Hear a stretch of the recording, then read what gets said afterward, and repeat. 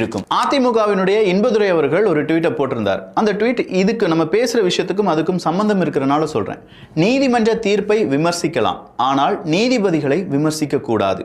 நீதியரசர் தங்கராஜை விமர்சித்து வழங்கிய தீர்ப்பா வாங்கிய தீர்ப்பா என்றும், சென்னை மாநகராட்சி தேர்தலை ரத்து செய்த நீதியரசர் கலிப்புல்லாவை ஆகாயத்திலிருந்து குதித்தவர்களா எனவும் விமர்சித்த முன்னோடிகள் திமுகவினர் அப்படின்னு சொல்லியிருக்காங்க.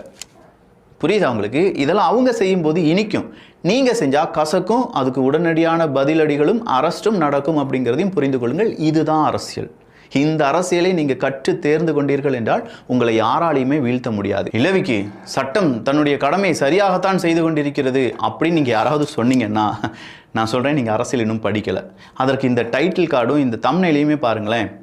விஜயை வெட்டியிருக்க வேண்டாமா, 41 பிணம் தின்னி அவன் கைவிலங்கு போட்டு இழுத்துட்டு வரணும். விஜய்